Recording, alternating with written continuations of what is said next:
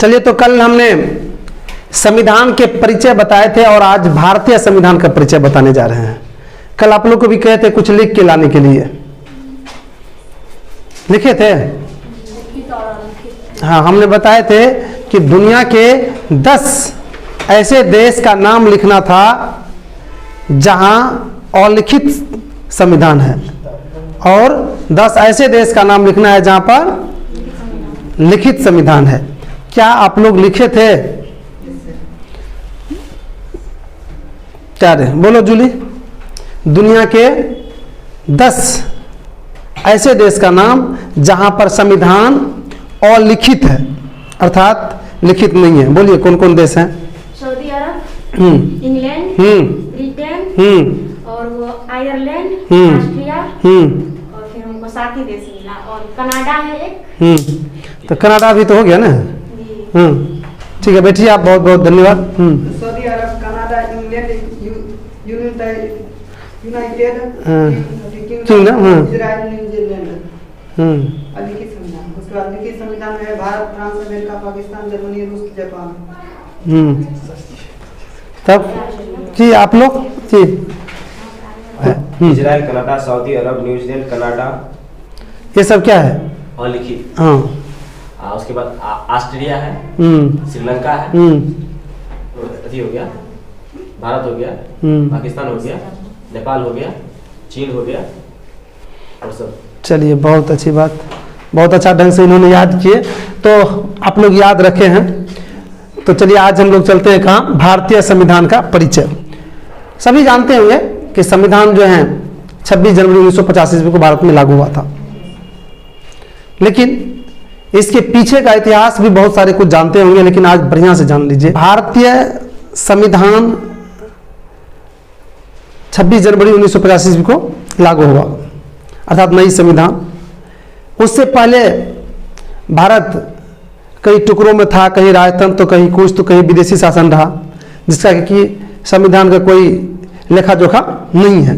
लेकिन जब भारत गुलाम हुआ, अंग्रेज के हाथ में गया, तब अंग्रेज से छुटकारा पाने के लिए जहां एक और आंदोलन हो रहा था, वहीं दूसरी ओर जब लग रहा था कि अब अंग्रेज भाग जाएगा, तो वहीं दूसरी ओर भारत में संविधान बनाने की भी चर्चा हो रही थी कि संविधान किस तरह की होनी चाहिए, इसके लिए क्या सिस्टम होना चाहिए। तो संविधान का निर्माण होना चाहिए और किस तरह से होना चाहिए, इस बात पर सबसे पहले अपना मत बाल गंगाधर तिलक दिए थे 1895 ईस्वी में। और 1895 ईस्वी में बाल गंगाधर तिलक ने अपना मत देते हुए कहा था कि भारत के लिए जो नया संविधान बनाने की बात हो रही थी, या नया संविधान जो बनेगा, उसके लिए एक संविधान सभा का गठन होना चाहिए, एक संविधान सभा का गठन होना चाहिए। और फिर उस पर बहुत सारे व्यक्ति, संस्था, देश प्रेमी चिंतन करने लगा, और लास्ट में आके मैं बता दूं, वैसे 1938 ईस्वी में इसका अंतिम निर्णय हुआ है, लेकिन बीच में जोरदार ढंग से पहली बार महात्मा गांधी 1925 ईस्वी में एक गठन किया था। मैं थोड़ा सा उस गठन का नाम बता दूं आपको, जिसका नाम था Commonwealth of India. Commonwealth of India. Mahatma Gandhi की अध्यक्षता में यह बिल प्रस्तुत किया गया था अंग्रेजी संसद में, और वहां पर कहा गया था कि भारत के लिए एक संविधान होना चाहिए, और उस संविधान निर्माण के लिए एक संविधान सभा होना चाहिए। लेकिन वहां पर भी पास नहीं हुआ था, लेकिन इसका सिलसिला शुरू हुआ था। लेकिन जाके 1938 ईस्वी में, मैंने अभी भी कहा, वैसे बाल गंगाधर तिलक से लेकर महात्मा गांधी और 1938 के बीच लगभग 5 बार प्रयास हुआ था अंग्रेज के पास कि भारत के लिए जो संविधान, एक संविधान होना चाहिए, और उसके बनने के लिए एक संविधान सभा का गठन किया जाना चाहिए। अर्थात संविधान सभा गठन करने के लिए 5 बार प्रयास हुआ था, और लास्ट में जाके 1938 ईस्वी में नेहरू जी के नेतृत्व में अंतिम बार ये हो गया कि भारत में संविधान बनेगा और उसके लिए एक संविधान सभा का गठन किया जाएगा। तो यहाँ क्लियर हो गया कि अब संविधान जो बनेगा उसके लिए एक संविधान सभा गठन करना आवश्यक है। अब संविधान सभा के गठन की बात जब होने लगी तो थोड़ा सा हम ये बता दें, आप लोगों को शायद मालूम होगा कि भारत में जो संविधान बना है वह किस के तहत बना है, बताइए कुछ, किस मिशन के तहत, किस, जैसे 38 में तो तय हो गया ना, 38 में तय हो गया कि संविधान जो बनेगा उसके लिए संविधान सभा गठन होगा, right, thank you so much. तब इस पर अंग्रेज सोचने लगा, अंग्रेज भी मान लिया इस बात को, फिर इसके लिए कैबिनेट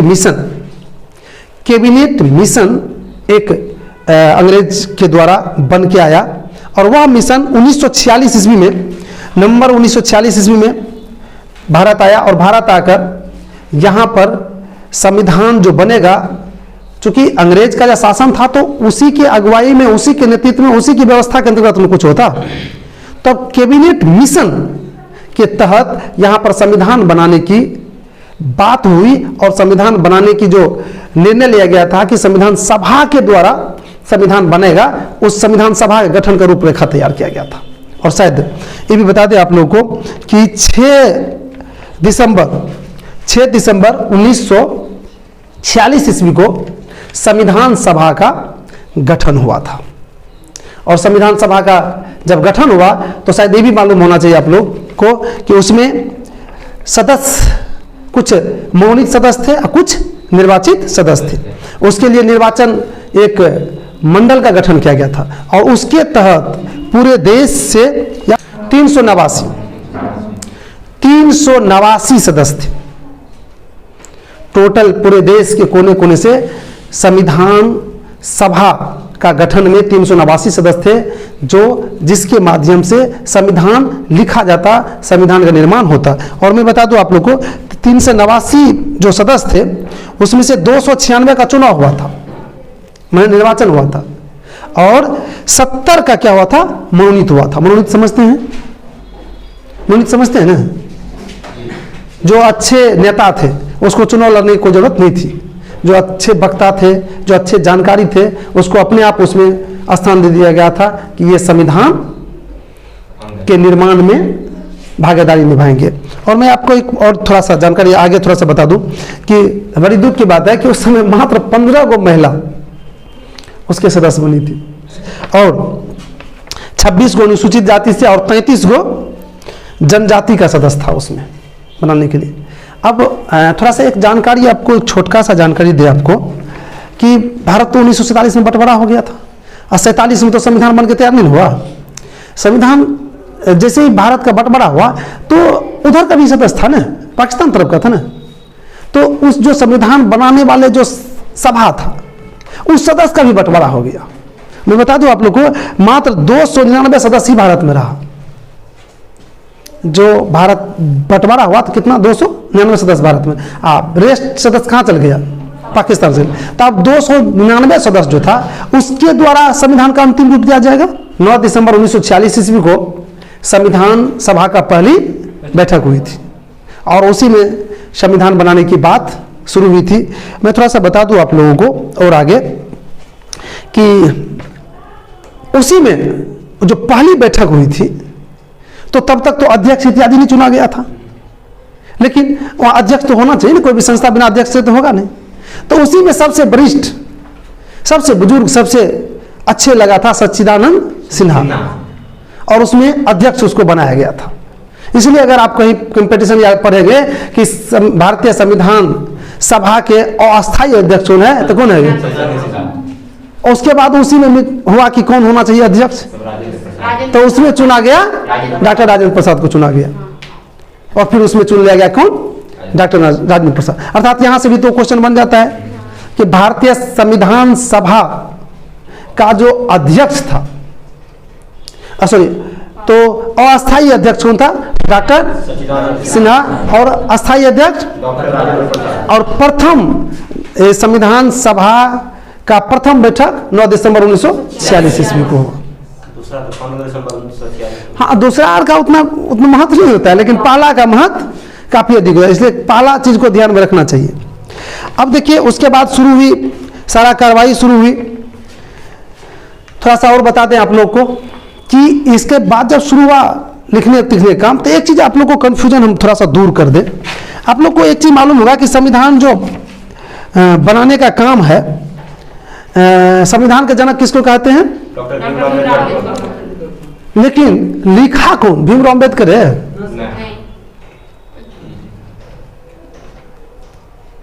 है ना क्वेश्चन? जनक मतलब ये नहीं कि वही लिखने वाले। और मैं भीमराव अम्बेडकर को जनक क्यों कहा जाता है इस पर भी चर्चा करेंगे।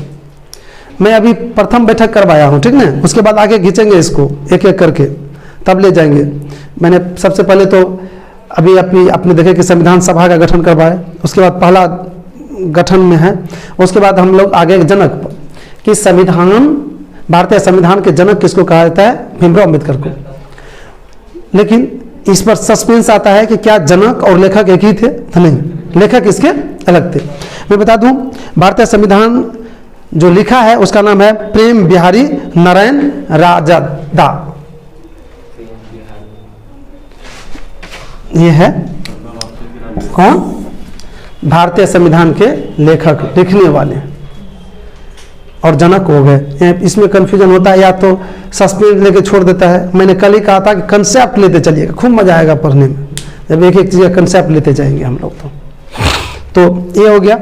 उसके बाद अब हम एक क्वेश्चन अभी आप लोग से शेयर कर रहे थे कि आखिर भीमराव अंबेडकर साहब को संविधान के जनक क्यों कहा जाता है।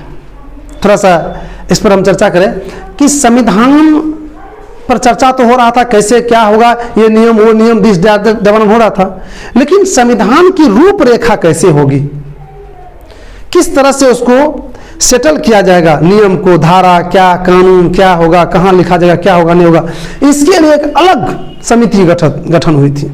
शायद मालूम होगा, प्रारूप समिति। 29 अगस्त 1947 ईस्वी को, 29 अगस्त 1947 ईस्वी को भारतीय संविधान के प्रारूप समिति का गठन हुआ था, और जिसका अध्यक्ष कौन बना था? भीमराव अंबेडकर साहब। एक बार फिर से सुनिए बढ़िया से क्या कहे हमने कहे कि भीमराव अंबेडकर साहब को भारतीय संविधान के जनक क्यों कहा जाता है। तो इसके पीछे हम लॉजिक देने जा रहे हैं कि भारतीय संविधान को लिखने में, उसके रूपरेखा तैयार करने में सबसे अधिक योगदान किसका है? भीमराव अंबेडकर साहब का है। क्योंकि भारतीय संविधान के प्रारूप तैयार करने के लिए एक समिति गठित की गई थी। कब गठित की गई थी? राइट, 29 अगस्त 1947 ईस्वी में एक प्रारूप समिति का गठन किया गया था, जिसका अध्यक्ष भीमराव अंबेडकर साहब को बनाया गया था। अब बखूबी उसके अध्यक्ष रहते हुए उन्होंने भारतीय संविधान के रूपरेखा को इस तरह से तय किया, इस तरह से बनाया कि आज तक उसका कहीं पर भी छोटा सा भी उसके विरुद्ध आवाज नहीं उठा है। और फिर वह ऑटोमेटिक ही वह एक जनक के रूप में झलकने लगे, और फिर उसको जनक की उपाधि दे दिया गया, और फिर भारतीय संविधान के जनक के स्थान पर भीमराव अंबेडकर का नाम आ गया। तो अब प्रारूप समिति का अध्यक्ष भीमराव अंबेडकर साहब बन गए। उसके बाद शुरू हुआ संविधान लिखने का कारोबार, बनाने का कारोबार। कोई भी मुद्दा होता था तो इसी तरह से एक बैठक होती थी, सब सदस्य बैठते थे, उस पर एक एक चर्चा होता था, और फिर चर्चा करके वो निर्णय लिया जाता था कि ये बात किस तरह से होनी चाहिए, ये अगर बात होगा, इसमें गलतियां होगी तो कौन सा उसको सजा मिलनी चाहिए, कितनी सजा मिलनी चाहिए, टोटल तय होता था। तय होने के बाद फिर वो प्रारूप समिति के पास हो जाता था, और प्रारूप समिति का काम था कि उसको कैसे सेटल करें, और फिर लिखने वाले के पास जाते थे। इतना प्रक्रिया था। अब मैं थोड़ा सा बता दूं, संविधान के प्रारूप सभा जो था उसमें 114 दिन तक विचार होता रहा।